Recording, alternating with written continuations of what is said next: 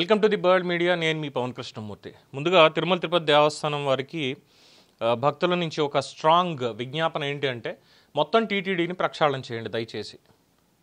కూటమి ప్రభుత్వం అధికారంలోకి వచ్చి కొత్త బోర్డు అధికారంలోకి వచ్చినప్పటికీ కూడా ఎలా ఉందంటే పరిస్థితి, ఈ 18 నెలల పాటు ఇంకా సిట్ విచారణలో ఇప్పటికీ ఇంకా నిందితులుగా ఒక్కొక్కళ్ళు పెరుగుతూ వస్తున్నారు. జరిగినటువంటి పాప పరిహారం ప్రాసెస్లో ఈ నిందితులు ఇంకా పెరుగుతూ వస్తున్నారు. అంటే ఈ 18 నెలలు కూడా వాళ్ళు పనిచేశారు అన్నటువంటిదే చాలా మనస్తాపాన్ని కలిగిస్తుంది. కాబట్టి తిరుమల తిరుపతి దేవస్థానం వారు వెంటనే ప్రక్షాళన మొదలుపెట్టి పూర్తి స్థాయిలో ఎవరైతే స్వామివారి మీద అసలు విశ్వాసం లేకుండా కేవలం మేము డబ్బుల కోసం పనిచేస్తున్నాం, మా కంఫర్ట్ కోసం పనిచేస్తున్నాం అనేటువంటి వాళ్ళు ఎవరన్నా ఉంటే దయచేసి వాళ్ళందరినీ కూడా ఎలిమినేట్ చేసేయండి పక్కకి. అక్కడి నుంచి టీటీడీలో వాళ్ళు పనిచేయడానికి అసలు అర్హత అనేది లేదు. వాళ్ళకి పనిచేయడానికి చాలామంది ఉన్నారు. స్వామివారి మీద విశ్వాసం ఉండి మాకు అవకాశం వస్తే బాగుండు అనుకునేటువంటి వాళ్ళు ఎన్నో లక్షల మంది ఉన్నారు. దయచేసి అలాంటి వాళ్ళని టీటీడీలో రీప్లేస్ చేసుకోండి. అంతే తప్ప విశ్వాసం లేని వాళ్ళకి రూల్స్ అండ్ రెగ్యులేషన్స్ అని ఇంకోటని పెట్టి అనవసరంగా అభాసు పాలు చేయొద్దు. పాయింట్లోకి వస్తే విచారణ వేగవంతం అవుతోంది. సిట్ అధికారులు దూకుడుగానే వ్యవహరిస్తున్నారు. ఇందులో భాగంగా ఇప్పటివరకు ఎంతమంది నిందితులు, ముందు 15 మందిని తర్వాత 9 మందిని యాడ్ చేసి వీళ్ళందరూ దీంట్లో పాత్రధారులుగా ఉన్నారు అని చెప్పినటువంటి సిట్ వాళ్ళు ఇప్పుడు మరొక 11 మందిని దీంట్లో నిందితులుగా చేర్చారు. 11 మందిని. ఈ 11 మంది కూడా ఎవరనేది చూస్తే దీంట్లో పనిచేసినటువంటి వాళ్ళు టీటీడీ ఉద్యోగులు 7 ఉన్నారు రకంగా. ఓవరాల్గా మొత్తం ఇప్పటి వరకు 35 మంది మీద కేసు నమోదు చేశారు. ఈ 35 మందిలో 7 టీటీడీ ఉద్యోగులే ఉండడం అనేది గమనార్హం. Bolebaba dairy, Vaishnavi dairy, AR dairy, ఇంకో డైరీ, ఇవి కాకుండా లేదంటే సుబ్బారెడ్డి, పిఏ చిన్నప్పన్న, ఇలాంటి వాళ్ళు కాకుండా మిగతా వాళ్ళందరినీ కూడా వరుసగా పెట్టుకుంటూ వెళ్తూ చేసినటువంటిది.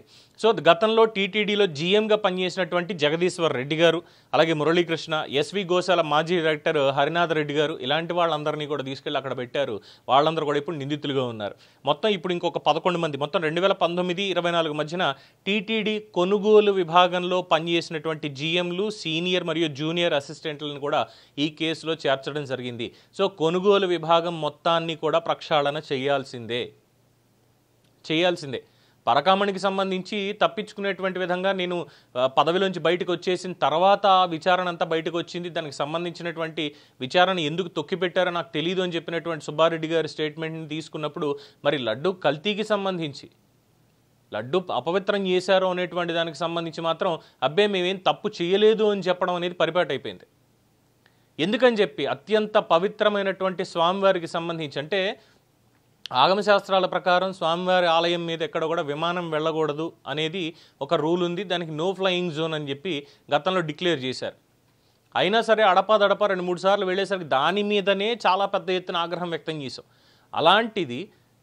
అలాంటిది ఎప్పుడో ఒక్కసారి పొరపాటున వెళ్ళినటువంటి విమానానికి అంత ఆగ్రహం వ్యక్తం చేస్తే, ప్రతిరోజు స్వామివారి కైంకర్యాల్లో ఉండేటువంటి ప్రసాదం, అలాగే భక్తులు పరమ పవిత్రంగా భావించేటువంటి ప్రసాదం, ఎవరిదైనా పెళ్ళి అవుతోంది అంటే కట్నం తీసుకోవడం అనేది నేరం, చట్ట ప్రకారం అనేది ఉంది. కానీ ఈ కానుకలు అనేటువంటి పేరుతో ఇస్తారు చూసారా, దాంట్లో ₹1 కోటి కారు అల్లుడికి ఇచ్చినా సరే సంతృప్తి పడేటువంటి అవకాశం లేదు. కానీ స్వామివారి లడ్డూని తీసుకెళ్ళిస్తే మాత్రం అబ్బా ఎంత లెవరేజ్ ఉంది నాకు, ఎంత ప్రివిలేజ్ ఉంది నాకు, స్వామివారి లడ్డూ ప్రసాదం నాకు కానుక రూపంలో ఇలా దొరికిందా అని చెప్పి ఆనందపడే వాళ్ళు ఎంతోమంది ఉన్నారు. ఇది నేను చెప్పేది కాదు, చాలామంది వాళ్ళ అనుభవాలు చెప్పినటువంటిది. ₹1 కోటి కారు వచ్చినా కూడా ఆనందపడ్డా, కానీ స్వామివారి లడ్డూ ప్రసాదం దక్కిందంటే ఆయన అనుగ్రహం నా మీద ఉందని భావించే వాళ్ళు కోట్లాది మంది ఉన్నారు. అలాంటి చోట ఇలాంటి వాళ్ళందరినీ పెట్టుకుని భక్తుల మనోభావాలు దెబ్బతీసే విధంగా, స్వామివారి ప్రశస్తిని దెబ్బతీసే విధంగా, క్షేత్ర ప్రాశస్త్యాన్ని దెబ్బతీసే విధంగా పనిచేసేటువంటి వాళ్ళని ఉపేక్షించి లాభం లేదు. ఇంకా సిట్ వాళ్ళు దూకుడుగా వ్యవహరిస్తున్నారు, విచారణ ముందుకెళ్తోంది. కానీ తప్పులు ఇంకా జరుగుతూనే ఉన్నాయి. ఇక్కడ ఈ తప్పుల్ని సరిచేయడానికి 100కి 100% ప్రక్షాళన జరిగి తీరాల్సింది అనేది భక్తులందరూ కోరుకుంటున్నటువంటి విషయం. దీని మీద మీ అభిప్రాయాన్ని కామెంట్స్ రూపంలో తెలియజేయండి. చూస్తూనే ఉండండి ది బర్డ్ మీడియా.